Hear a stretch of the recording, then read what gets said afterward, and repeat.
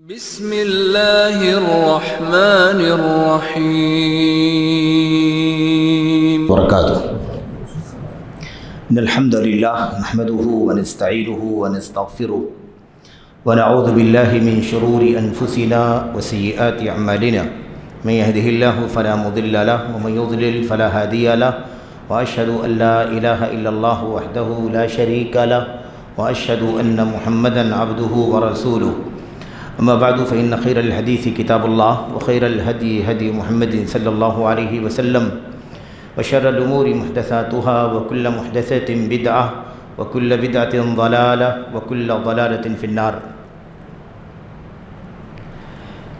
برادران اسلام، دینی اور ملی بھائیوں، نوجوان دوستوں، احباب اور بزرگوں، قابل احترام ماں اور بہنوں، عزیز بچوں، کتاب التوحید کا یہ درس جو اللہ تبارک و تعالیٰ کے فضل و کرم سے، اس کی مدد سے، اس کی توفیق خاص سے یہاں آپ کی اس جامع مسجد اہل حدیث دارالہدیٰ میں یہ درس چل رہا ہے۔ یہ ماہ رمضان سے پہلے رمضان کی مناسبت سے آج تک کے لیے موقوف کر دیا گیا تھا، اور اب اس سلسلے کو اللہ کی مدد اور اس کی توفیق سے، اس کی نصرت سے دوبارہ اسے آج جاری کیا جا رہا ہے۔ اللہ تبارک و تعالیٰ کی اس توفیق پر اللہ تعالیٰ کی حمد اور اس کا شکر ادا کریں۔ آپ تمام کو اس توحید الہ، توحید عبادت کے سلسلے میں دنیا کی معروف ترین کتاب التوحید کے درس میں پھر ماہ رمضان کے بعد، عید الفطر کے بعد اس وقت آپ کا استقبال ہے، مرحبا ہے، خیر مقدم ہے۔ اللہ سے دعا کرتے ہیں کہ اللہ تبارک و تعالی ہم سبوں کے لیے اس سلسلے کو مبارک سلسلہ بنائے، اور ہم سبوں کو اللہ عز و جل توحید خالص کو اچھی طرح سے سمجھنے اور اسے اپنے ذہن و دماغ میں، دل کی گہرائیوں میں پیوست کرنے اور اس کے مطابق زندگی میں عمل کرنے کی توفیق عطا فرمائے، آمین رب العالمین۔ کتاب التوحید کا جو موضوع یا جو باب ہمارے سامنے اس وقت ہے اور اس کا پچھلے درس سے جو تعلق ہے، اسے بہت ہی اختصار کے ساتھ آپ کے سامنے پیش کرنا ضروری ہے، کیونکہ ظاہر ہے کہ رمضان اور اس کے بعد عید الفطر کا یہ جو وقفہ بیچ میں ہوا ہے، ہم نے آپ نے ان تمام موضوعات سے اس وقت تک اپنے آپ کو دور کر لیا، اس لیے براہ راست گفتگو کہاں چل رہی تھی، کیا موضوع تھا، میں بہت ہی اختصار کے ساتھ اشارہ کر کے اپنی بات کو آگے بڑھاتا ہوں۔ ہم نے آپ نے جو باب پڑھنا شروع کیا تھا آخر میں، وہ یہ تھا باب من حقق التوحید دخل الجنت بغیر حساب ولا عذاب۔ ان لوگوں کا بیان کہ جو لوگ اپنی توحید کو ایک دم خالص کر لیں گے، وہ جنت میں بلا حساب و عذاب داخل ہوں گے۔ خالص توحید، جن کی توحید ایک دم خالص، حقق تحقیق کرنا، یعنی حقیقی جو توحید ہے اسے برتنا زندگی میں۔ اب کیونکہ توحید کی بھی لوگوں نے مختلف انداز کی تشریح کر رکھی ہے، لیکن وہ جو حقیقی توحید ہے نا، سچ مچ توحید، اصل توحید، خالص توحید جو ہے، وہ ہمارے آپ کے پاس، جس کے پاس بھی ہو اور اسی حال میں اس کی موت ہو جائے تو دخل الجنت بغیر حساب ولا عذاب، بلا حساب اور بلا عذاب جنت میں داخل ہوگا۔ یہ موضوع ہے ہمارا۔ اس سلسلے میں ایک تو آیتیں ہم نے پڑھی ہیں شروع میں، اور ان آیتوں کے بعد اللہ کے نبی علیہ السلام کی ایک حدیث ہمارے سامنے ہے، جسے حضرت بریدہ رضی اللہ تعالیٰ عنہ بیان کرتے ہیں، اور اس حدیث کو ہم نے بالتفصیل پڑھا ہے، اس لیے اس وقت اس پوری حدیث کے مضمون کو دہرانا نہیں ہے، صرف اشارہ کرنا ہے کہ حدیث کا مضمون کیا ہے۔ مضمون یہ ہے، ایک واقعہ ذکر کیا گیا ہے، اور یہ روایت بخاری میں ہے، مسلم میں ہے، دیگر کتابوں کے اندر بھی ہے، لیکن جو الفاظ ہمارے سامنے گزرے ہیں یہ الفاظ صحیح مسلم کے ہیں۔ امام مسلم رحمۃ اللہ علیہ نے اپنی صحیح میں ان الفاظ کو روایت کیا ہے، اور آپ جانتے ہوں گے کہ امام مسلم رحمۃ اللہ علیہ پوری دنیا کے محدثین میں اس نقطے پر سب سے زیادہ ممتاز اور نمایاں ہے۔ کس نقطے پر؟ الفاظ کے فرق کو بیان کرنے۔ آپ کو پتہ ہے صحیح بخاری اور صحیح مسلم دنیا کی سب سے صحیح ترین کتاب ہیں قرآن کریم کے بعد، ٹھیک ہے؟ قرآن کریم کے بعد سب سے صحیح ترین کتاب بخاری ہے، یعنی امام بخاری کی صحیح ہے الجامع الصحیح للبخاری، اور اس کے بعد دوسرے نمبر پر الجامع الصحیح للامام مسلم۔ یہ اصل ہے صحیح بخاری اور پھر صحیح مسلم۔ لیکن آپ کو بتاؤں میں کہ یہ جو نقطہ ہے نا حدیثوں کا نظم ضبط، باب کے تحت ایک دم ترتیب سے، سسٹم سے، نسق سے، مرتب منظم انداز میں، یہ جو طریقہ ہے، ایسے ہی الفاظ وغیرہ کے فرق، باریکیاں، کہ ایک استاد کے دو شاگرد ہیں، دونوں نے وہ حدیث اپنے استاد سے سنی ہے، تو ایک راوی نے یہ لفظ استعمال کیا، دوسرے راوی نے یہ لفظ استعمال کیا، ایسے نہیں گزر گئے کہ ٹھیک ہے ایک لفظ ہے، دونوں میں سے ایک نے تو کہا ہی ہے، دوسرے نے کیا کہا اسے چھوڑ دیا جائے، ایسا نہیں، بلکہ بڑی وضاحت کر کے کہ فلاں نے یہ لفظ استعمال کیا ہے، دوسرے نے فلاں لفظ روایت کیا ہے۔ تو نظم و ضبط میں، حسن ترتیب میں، الفاظ کے فرق کو نمایاں کرنے میں، راویوں کی تعیین کرنے میں، اس میں امام بخاری سے بھی اونچے، مجموعی طور پر امام بخاری سب سے اونچے نتیجہ فائنل رزلٹ کے اعتبار سے، لیکن اس نقطے پر امام بخاری رحمۃ اللہ علیہ سے بھی زیادہ امام مسلم کی کتاب کو اہمیت حاصل ہے۔ بلکہ مغاربہ، قرطبہ، اندلس، وہ سب جو علاقے ہیں نا، ان ملکوں کے لوگوں کا تو موقف ہی یہی تھا کہ امام بخاری کی کتاب امام مسلم کے بعد ہے درجے کے اعتبار سے، لیکن جمہور ساری امت کا موقف کیا ہے؟ صحت، استناد ہے نا، اس اعتبار سے امام بخاری کی کتاب کا کوئی جواب نہیں، ساری کتابیں اس کے بعد ہیں۔ خیر یہ بات بیچ میں آ گئی، تو صحیح مسلم کے الفاظ جو ہمارے سامنے ہیں وہ صحیح مسلم کے الفاظ ہیں۔ خلاصہ اس کا یہ ہے کہ گفتگو چل رہی تھی کہ رات میں ستارہ ٹوٹا تھا، کس نے دیکھا؟ ایک ساتھی اٹھے، انہوں نے کہا کہ رات میں میں نے ستارہ جو ٹوٹا وہ میں نے دیکھا۔ خیر تو انہوں نے جب یہ بات کہی کہ میں نے دیکھا، تو فوراً انہوں نے یہ وضاحت بھی کر دی کہ میں نماز میں نہیں تھا، میں تہجد نہیں پڑھ رہا تھا، قیام اللیل نہیں کر رہا تھا۔ کوئی سننے والا یہ سمجھے کہ شاید میں رات بھر جاگ کر کے عبادت کرتا ہوں، اس لیے رات میں ٹوٹنے والے ستارے کو میں نے دیکھا ہوگا۔ تو انہوں نے فوراً ہی وضاحت کی کہ میں نماز میں نہیں تھا، مسئلہ یہ تھا کہ مجھے کسی موذی جانور نے، کسی زہریلے جانور نے ڈس لیا تھا، ڈنک مار دیا تھا، جس کی وجہ سے میری نیند اڑ گئی تھی، مجھے نیند نہیں آ رہی تھی، بے چین تھا، تو اب جاگ رہا تھا، ستارہ ٹوٹا تو میں نے دیکھ بھی لیا اسے۔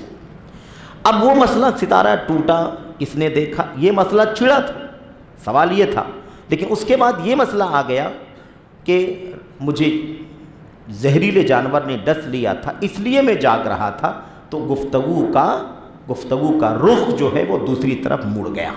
پوچھا کیا کہ جب تمہیں زہریلے جانور نے ڈس لیا تو تم نے کیا کیا؟ تم نے کیا کیا؟ تو کیا کہا انہوں نے کیا جواب دیا تھا؟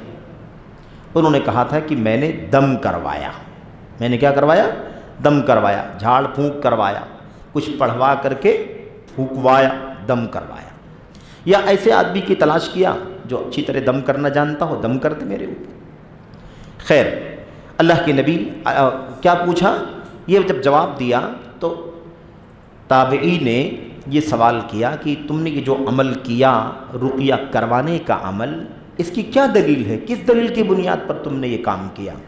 انہوں نے فرمایا کہ امام شعبی رحمۃ اللہ علیہ جو تابعی ہیں، انہوں نے ایک حدیث ہمیں بیان کی ہے، اور وہ روایت ابن عباس کی ہے رضی اللہ تعالیٰ عنہ کی۔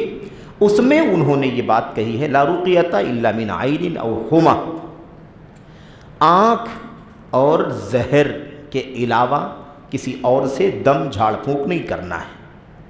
دو چیزوں کا ذکر اس حدیث میں. انہوں نے کہا ہمیں حدیث بیان کی شعبی نے، اس میں یہ بتایا ہے کہ اللہ کے نبی علیہ السلام نے کہا ہے کہ دم کرانا ہے کب؟ جب زہریلے جانور نے ڈس لیا ہو اور ایسے ہی نظر بد لگ گئی ہو تو دم کرا لو، علاج تمہارے لیے ایسا کرنا جائز ہے.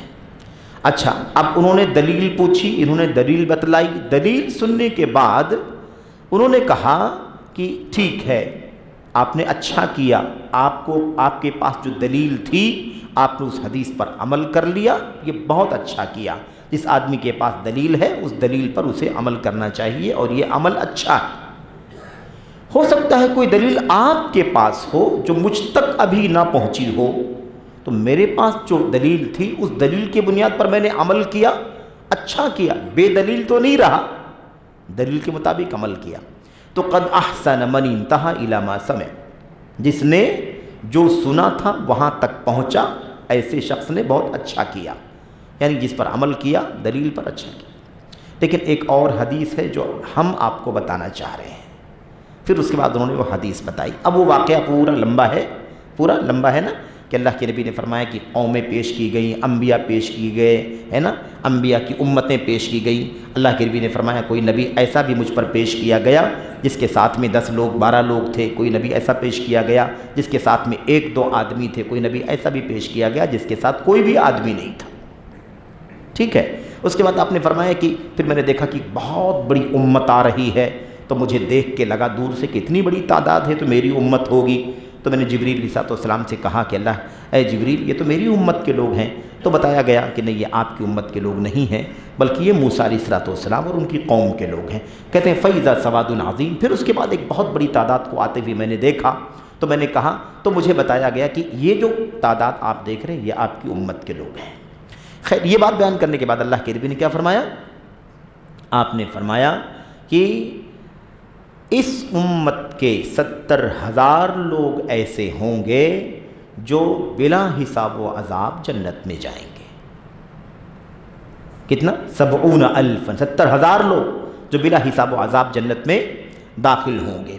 اتنا آپ نے کہا اور یہ کہہ کر کے اپنے آپ کمرے میں چلے گئے، اپنے حجرے میں تشریف لے گئے. اب صحابہ کرام گفتگو کرنے لگے، کون لوگ ہوں گے، کون سی خوبیاں ہوں گی، کیسے صفات ہوں گے، کتنے اونچے مقام کے مالک ہوں گے. لوگوں نے الگ الگ باتیں کہیں، اپنے اپنے حساب سے قیاس آرائیاں کی. اللہ کے نبی صلی اللہ علیہ وسلم باہر نکلے، صحابہ نے بتایا کہ ہم نے ایسی ایسی بات کی کہ شاید ایسے ایسے لوگ ہو سکتے ہیں جو اتنے اونچے مقام کے مالک ہیں کہ بلا حساب و عذاب جنت میں داخل ہوں گے. اللہ کے نبی صلی اللہ علیہ وسلم نے ان کی ان قیاس آرائیوں پر کوئی تبصرہ نہیں کیا، کوئی تنبیہ نہیں کیا، تم نے کیا سوچا، غلط سوچا، صحیح سوچا.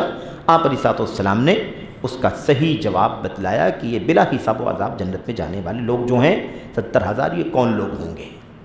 یہ کوئی طبقہ نہیں ہے کہ فلاں دور کا، فلاں دور کا، فلاں زمانے کا، ایسا ویسا، بلکہ وہ اوصاف ہیں ایمان کے اوصاف ہیں. توحید خالص کی خوبیاں ان کے اندر ایسی پائی جائیں گی جس کی بنیاد پر وہ اس شرف اور اس سعادت کے حقدار رہیں گے جس کے حقدار کوئی اور لوگ نہیں رہیں گے.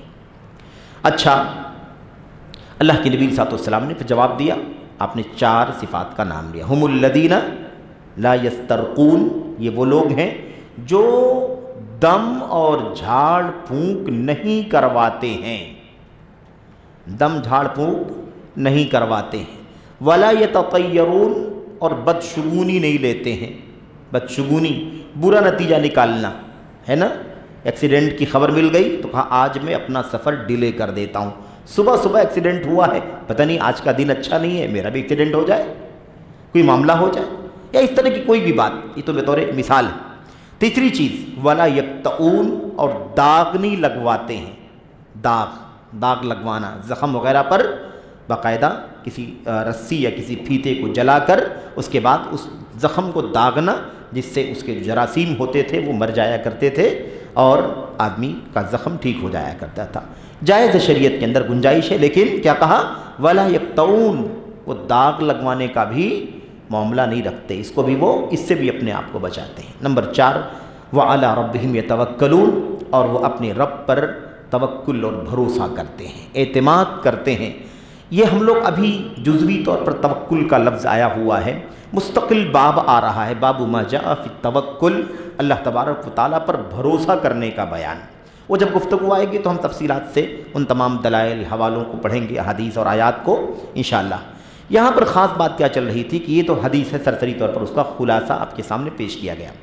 اس حدیث میں جو مسائل ہیں، جو فوائد ہیں، جو سبق ملتا ہے، درس ملتا ہے، اس کو مصنف نے تقریباً 22-23 نقطوں میں، پوائنٹس میں بیان کیا ہے۔ ہمیں یاد پڑتا ہے کہ آپ نے آخری درس میں اس میں سے ایک بات یا دو بات شروع کی تھی، آغاز تھا، اور اس کے بعد وہ درس ختم ہو گیا، اور اس کے بعد پھر یہ درس منقطع بھی ہو گیا، موقوف ہو گیا۔ آج اس کے بعد کی یہ مجلس ہے۔ تو ہمیں آج کیا پڑھنا ہے؟ اس حدیث سے جو مسائل نکلتے ہیں، جو فوائد ملتے ہیں، جو سبق ہم کو سیکھنے کو ملتا ہے، وہ ہمیں انشاءاللہ تبارک و تعالیٰ پڑھنا ہے۔ تو آئیے دیکھتے ہیں۔ اس کے اندر سب سے پہلی بات جو تھی، جو ہم نے پڑھا بھی ہے، میں صرف دہرا کر کے بات آگے بڑھاتا ہوں۔ پہلی بات یہ تھی فضیلت السلف، سلف صالحین کی فضیلت۔ آپ دیکھیں جو حدیث ہم لوگوں نے پڑھی ہے نا، اس کے اندر اللہ کے نبی علیہ السلام اس کے اندر ہیں، اور آپ کون ہیں؟ آپ امام السلف ہیں، امام السلف، قدوۃ السلف، رأس السلف، اسوۃ السلف، نبی کریم صلی اللہ علیہ وسلم ان اسلاف جو ایمان، توحید اور عمل صالح اور تقوی اور احسان اور للہیت اور ہر طرح کے خیر کے ساتھ، بر اور نیکی کے ساتھ دنیا سے گئے ہیں، ان کے امام، ان کے پیشوا، ان کے آئیڈیل، ان کے نمونہ اور ان کے پیش رو اللہ کے نبی محمد الرسول اللہ صلی اللہ علیہ وسلم ہے۔ اس کے بعد اللہ کے نبی کے صحابی کا بھی ذکر ہے، حضرت ابن عباس کا بھی ذکر ہے، حضرت بریدہ رضی اللہ تعالیٰ عنہ کا بھی ذکر ہے، صحابی بھی ہیں ان کے اندر۔ یہ پہلا طبقہ ہے کہ نہیں طبقہ ہے؟ پہلا طبقہ، سلف کا پہلا طبقہ کون ہے؟ خیر الناس قرنی، سب سے بہتر لوگ میرے زمانے کے لوگ ہیں۔ یہ نبی کریم صلی اللہ علیہ وسلم کی مطلق بات ہے، انسانوں میں سب سے بہتر لوگ میرے زمانے کے لوگ ہیں۔ اللہ اکبر، یہ وہ شہادت ہے، کون مقابلہ کرے گا؟ جس کی خیریت، نیکی، بھلائی، عظمت اور شان و شوکت کی شہادت زمان رسالت سے آ چکی ہو، اس کا کون انکار کر سکتا ہے؟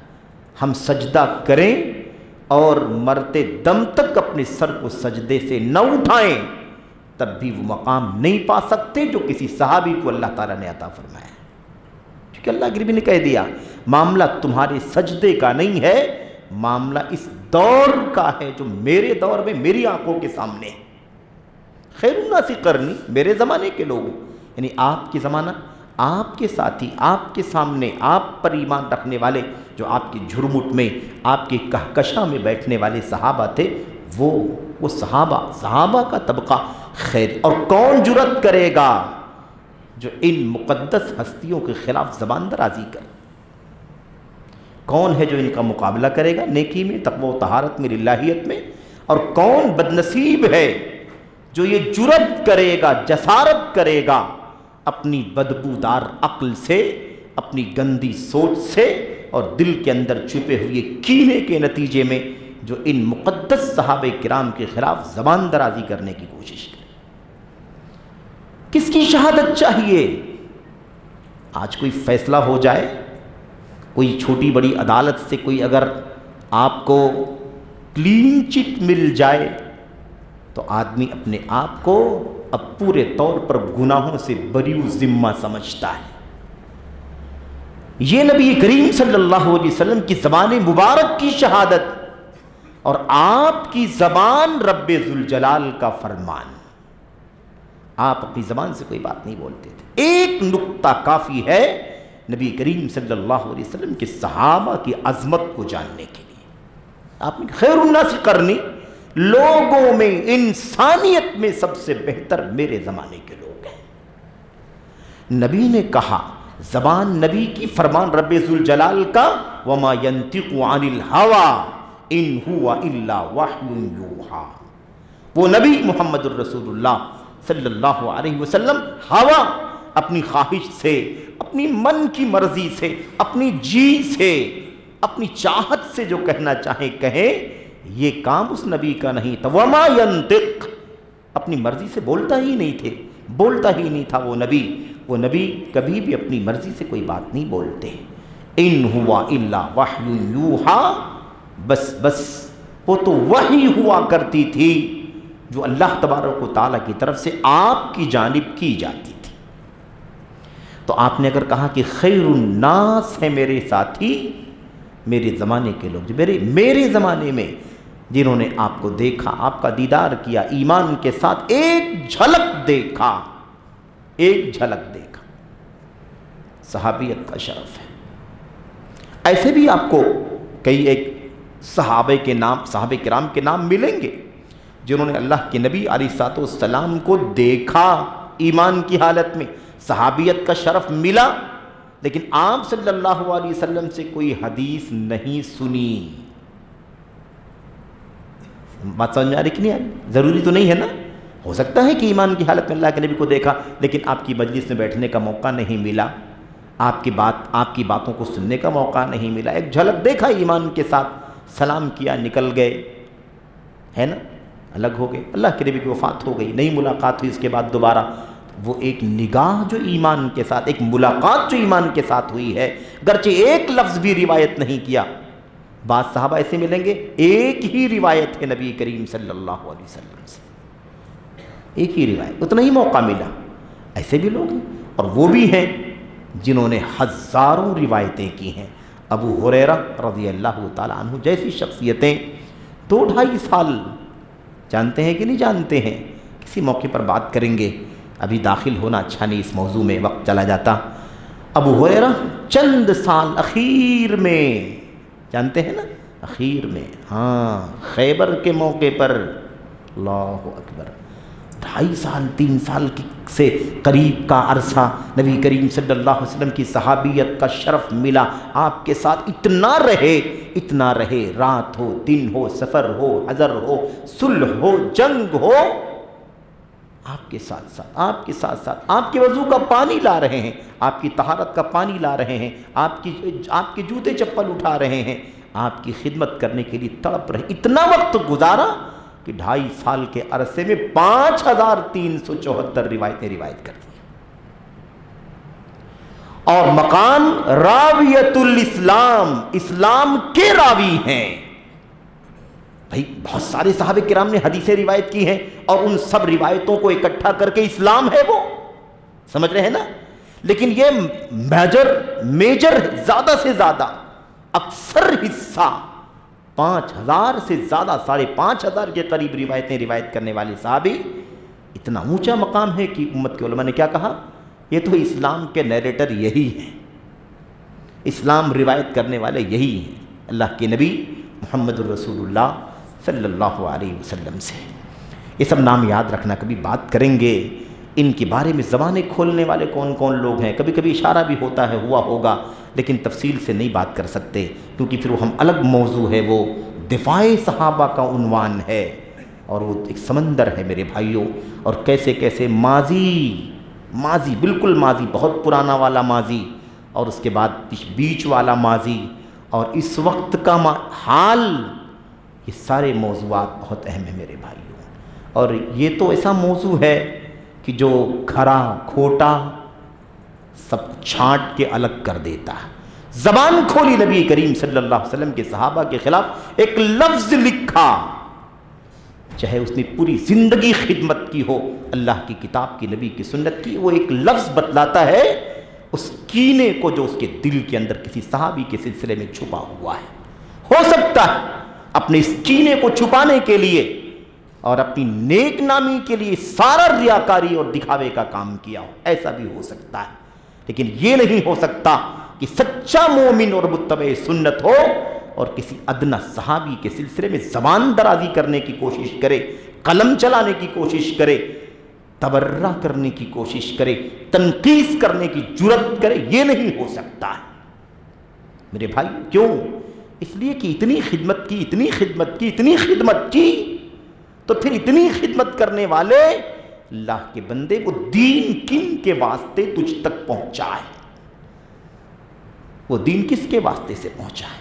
یہ نبی کے صحابہ ہمارے وٹنس ہیں، اسلام کے شہود ہیں. اسلام کے گواہ ہیں، ان شہود پر تم نے انگلی لگا دی، انگلی اٹھا دی، قلم چلا دیا، اسلام کے گواہوں کو مجروح کر دیا، تو قرآن کو مجروح کر دیا یا نہیں کر دیا؟ نبی کریم صلی اللہ علیہ وسلم کی سنتوں پر تم نے شک کی سوئی گھما دی یا نہیں گھما دی؟ اور معاملہ بہت نازک ہے۔ اچھا خیر، میں نہیں چاہتا زیادہ دوسری بات کرنے، پھر بات کریں گے۔ یہاں باتیں چل رہی صحابہ سلف کی فضیلت، ہمیں اس حدیث سے کیا معلوم پڑا؟ سلف صالحین کی فضیلت کیا ہے؟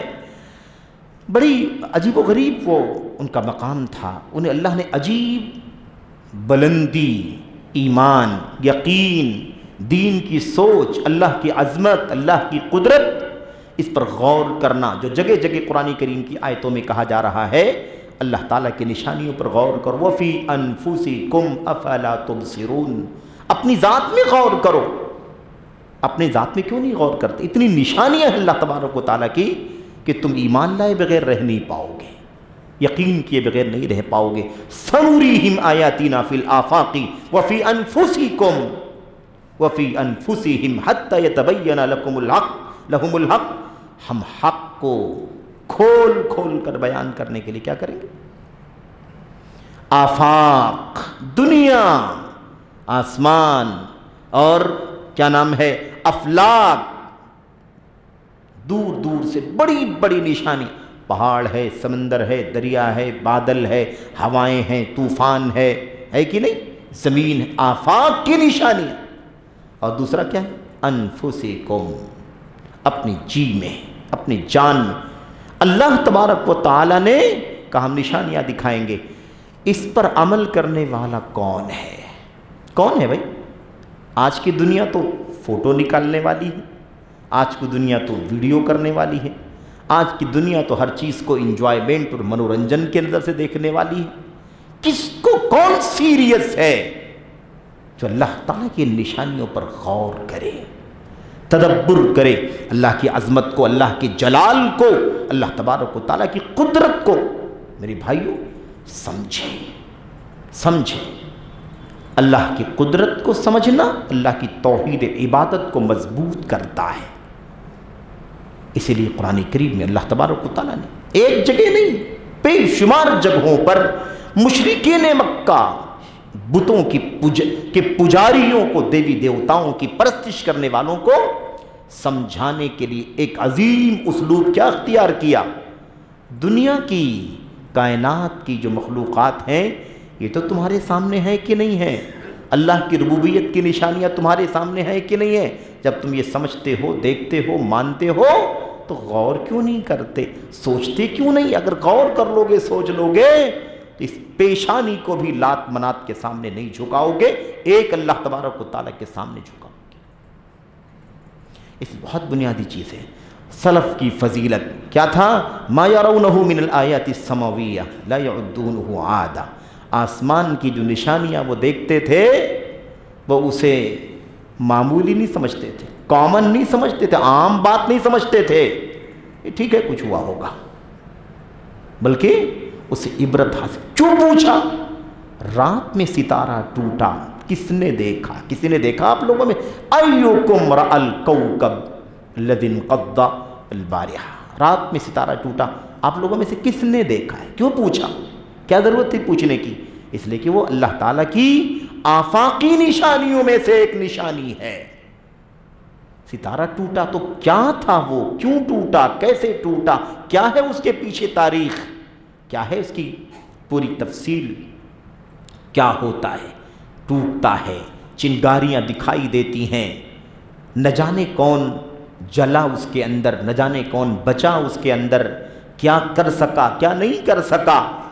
یہ تفصیلات غور کرنے کی کہ نہیں غور کرنے کی ہیں؟ عین ایمان ہے، عین ایمان۔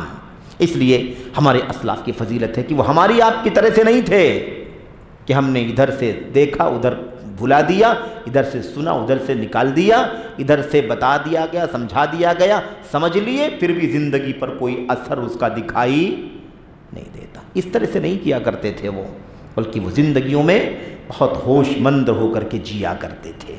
آج ہمارا ذہن اگر جاتا بھی ہے نا، غور کرنے کی طرف، تو اس اللہ کی عظمت و قدرت تک ہم کم پہنچتے ہیں، سائنس اور ٹیکنالوجی کی ایجادات تک ہم اسٹاپ ہو جاتے ہیں، رک جاتے ہیں۔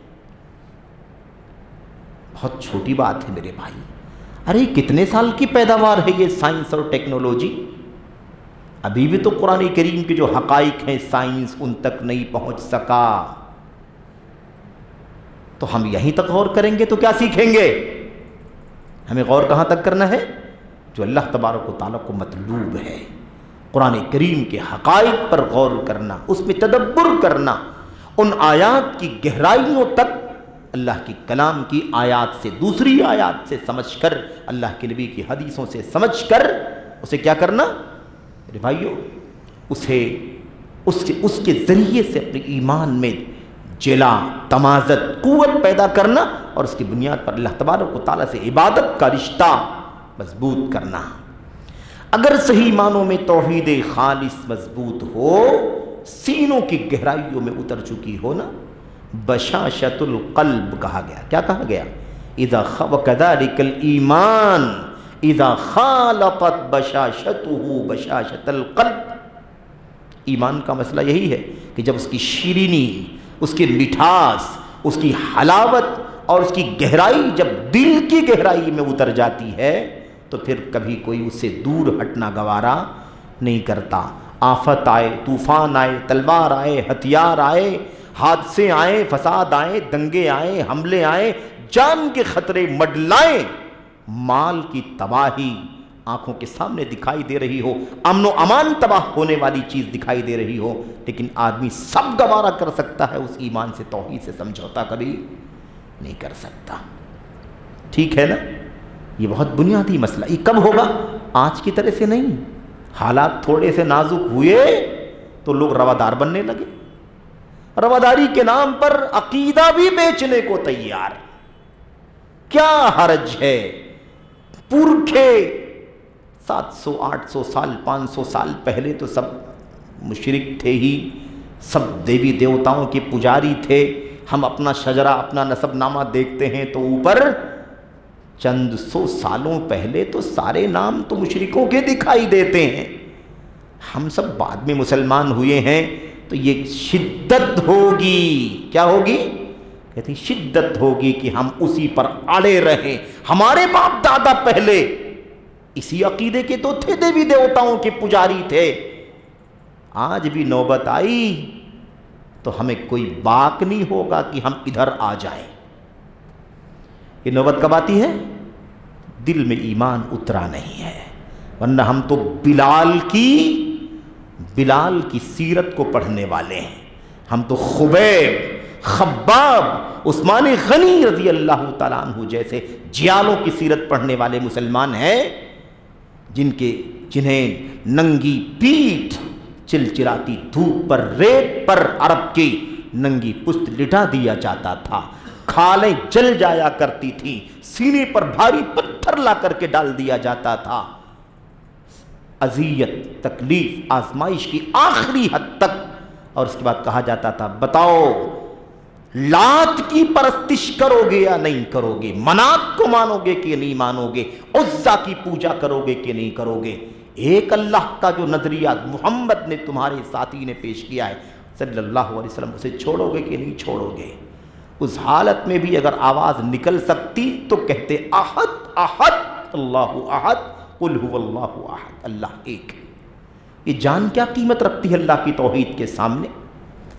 یہ ہماری سیرت ہے، ہماری تاریخ۔ ہم کہاں چلے گئے؟ کہاں چلے گئے؟ ساری دنیا کو خوش کر کے، اللہ کی وحدانیت کا سمجھوتا کر کے، کبھی تمہیں عزت نہیں مل سکتی دنیا میں، مرنے کے بعد جنت تو بہت دور ہے۔ کیا سمجھ رکھا ہے ہم نے کہ سمجھوتا کر لیں گے تو خیر منانے سے کام چلے گی گاڑی؟ کب تک خیر مناتے رہو گے؟ یہاں سمجھوتا کر لو گے اور ٹارچر کیا جائے گا، وہ بھی سمجھوتا کرو گے اور ٹارچر کیا، کب تک؟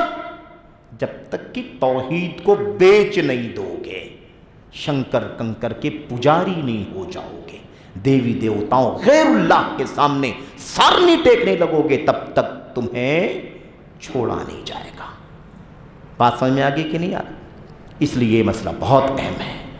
یہ صحابہ کرام جو یہ نقطہ چل رہا ہے نا کہ جو نشانیاں ہیں، نشانیوں کو عام بات نہیں سمجھتے تھے، کامن جنرل ہے، ہوتا رہتا ہے، اس پہ کیا غور کرنا ہے، اس میں کون سی باریکی ہے، وہ اللہ جانتا ہے، آسمان میں کیا ہوا نہیں ہوا، ہمیں اس پہ پڑھنے کی کیا ضرورت، اس طرح کی باتیں غور کرو۔ اللہ کے کلام میں کوئی رہنمائی ہے یا نہیں ہے، اللہ کے نبی کی سنت میں کوئی رہنمائی ہے یا نہیں ہے، صحابہ کرام کی سیرت اور ان کی زندگیوں میں اس حوالے سے کوئی بات ہے کہ نہیں ہے۔ دیکھو ایک حدیث میں ہم نے کیا کیا پڑھ ڈالا، کتنی ساری تفصیلات اس کے اندر موجود ہیں، اور ابھی آئے گی بات، استراق السمع والی بات آئے گی، وہ تو پورا مضمون ہے، پورا مضمون ہے آسمان میں ہونے والی اللہ تبارک و تعالیٰ کی بات، جو اللہ فیصلہ کرتا ہے دنیا میں کیا ہونا ہے، کائنات میں کیا ہونا ہے، وہ جو فیصلہ اللہ فرماتا ہے اس کو یہ ایک دوسرے کے اوپر چڑھ کر یہ شیاطین آسمان کے کناروں تک پہنچ کر اس فیصلے کو کبھی کبھی سن کر کے اسے چرا لینے میں کامیاب ہو جایا کرتے تھے، سمجھ رہے ہیں نا؟ اور وہی ایک بات جو اللہ کے فیصلے والی ان کو مل جاتی تھی، وہی آ کر کے دنیا میں انسانی شیاطین، جادوگر، کاہن، عراف، رمال اور یہ جتنے ہیں تعویذ، گنڈے، پلیتے اور جتنے پاکھنڈی شعبدہ باز موجود ہیں، ان سب کو لا کر کے بتا دیا کرتے تھے۔ اب وہ دوسرے دن بیٹھتا پٹارا کھول کر، تیرا یہ ہونے والا ہے، فلاں کا یہ ہونے والا ہے، فلاں کی موت ہو جائے گی، فلاں یہ کام کرے گا، فلاں ساری 100 باتیں بیان کرتا، سب کی قسمت کی کہانی، قسمت سب کے بیان کرتا، آپ کا مستقبل کیا ہوگا، کل کیا ہوگا، فلاں کیا ہوگا۔ اب سب جھوٹ ہے، ایک بات صحیح ہے جو اللہ کی طرف سے سنی گئی ہے۔ ایک بات تو سچی نکلنی ہے کہ نہیں نکلنی ہے، فیصلہ اللہ تبارک و تعالیٰ کا 100% اسے ویسے ہی ہونا ہے۔ اب اس نے اتنی ساری بات کہی، وہ ایک بات سچ نکل گئی، اب لوگ لگے ہوئے ہیں، بھیڑ لگا رکھا ہے، بڑا پہنچا ہوا، بڑا اللہ والا ہے، تو جو بات بولا تھا ایک دم سچ نکلی وہ بات، اس ایک بات کی وجہ سے جو سچی بات تھی اس کے 99 جھوٹ کو بھی سچ مانا جاتا ہے جو جھوٹ ہوتا ہے۔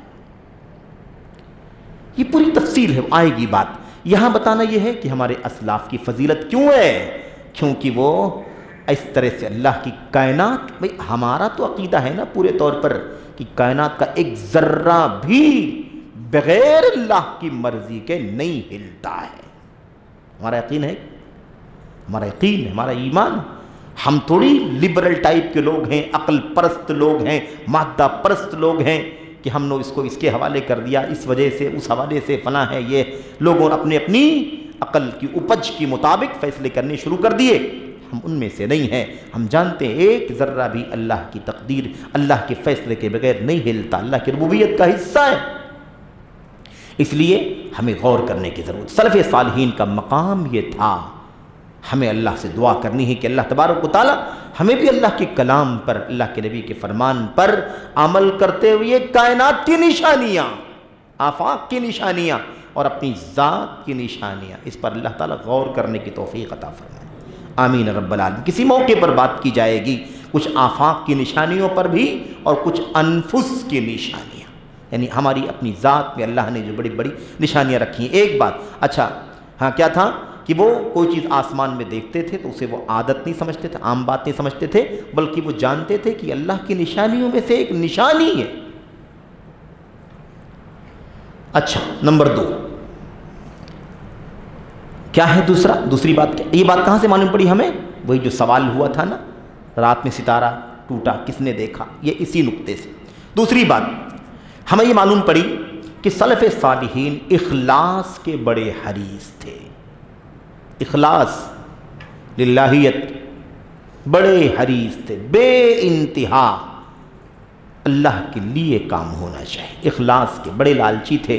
وہ نہیں چاہتے تھے کہیں دکھاوا ہو جائے، ریاکاری ہو جائے، چرچا ہو جائے، کوئی جان لے، کسی کو معلوم پڑ جائے، کسی کے سامنے بیان کرنا تو بات کی بات ہے، وہ چاہتے نہیں تھے کہ پتہ چل جائے کہ میں راتوں کی عبادت کرتا ہوں۔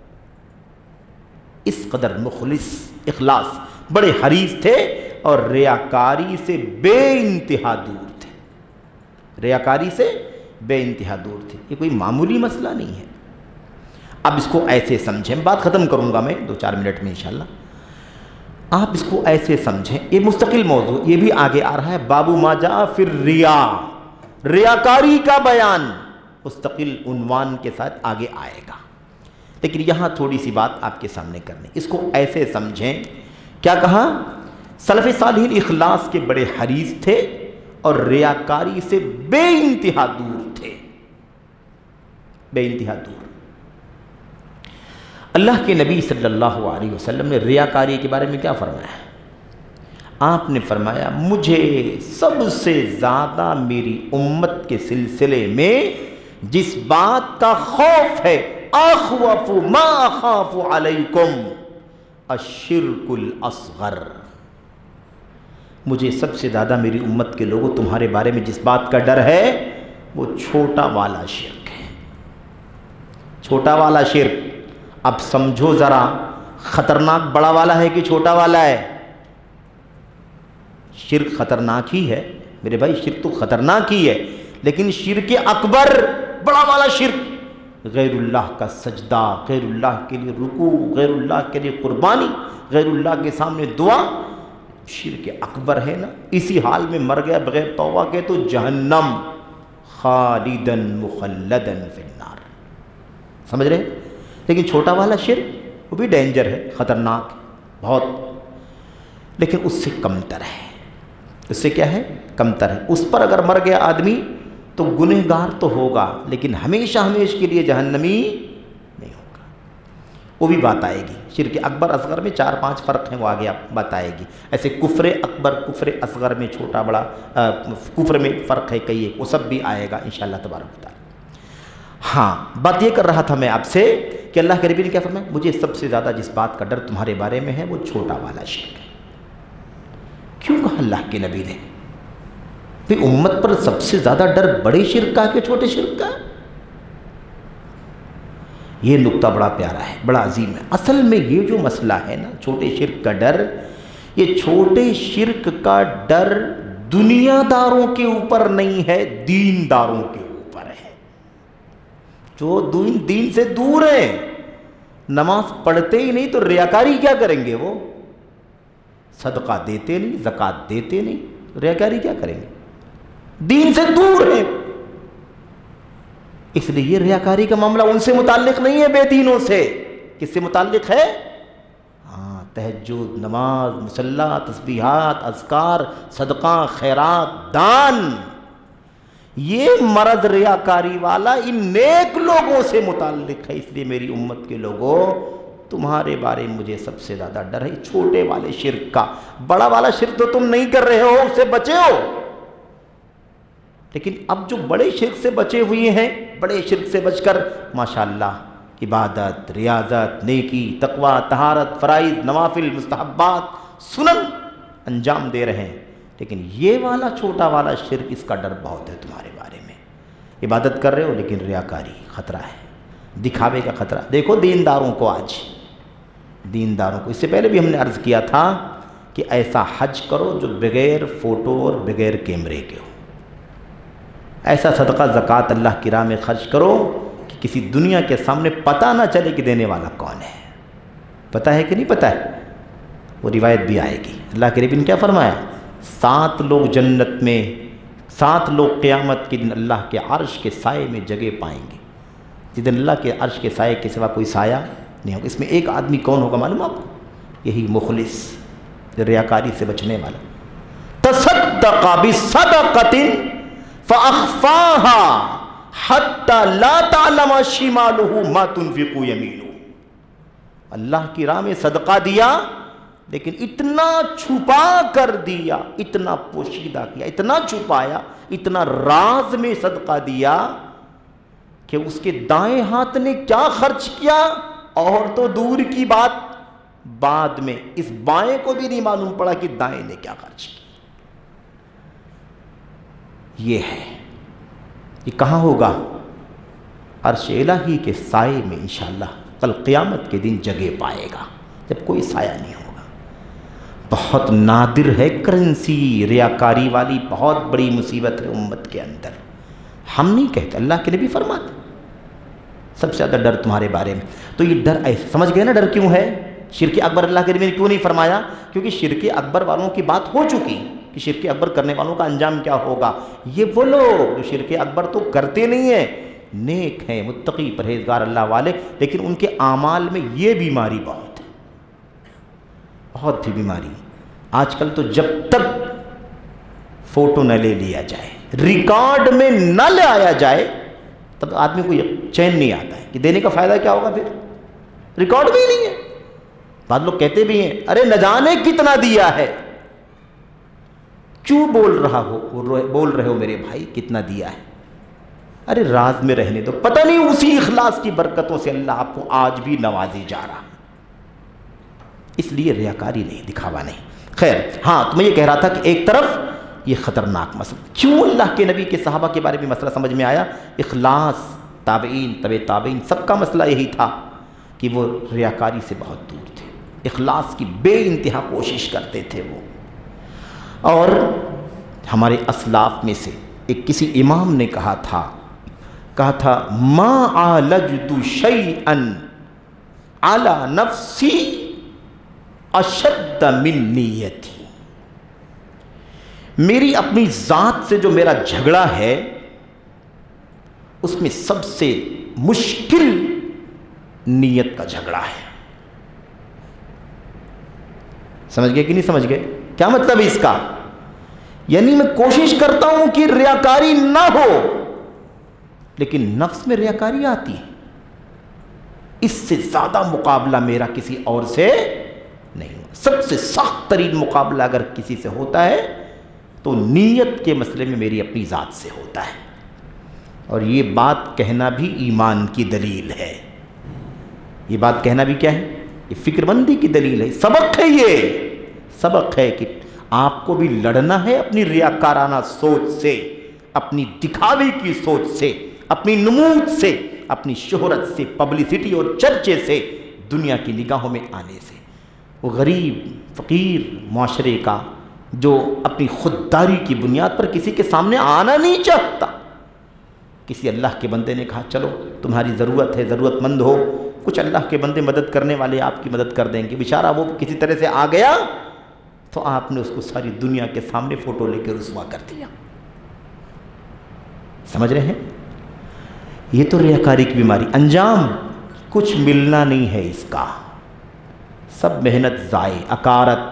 ان اللہ لا يقبل من العمل الا ما كان خالصا وابتغي به وجه اللہ۔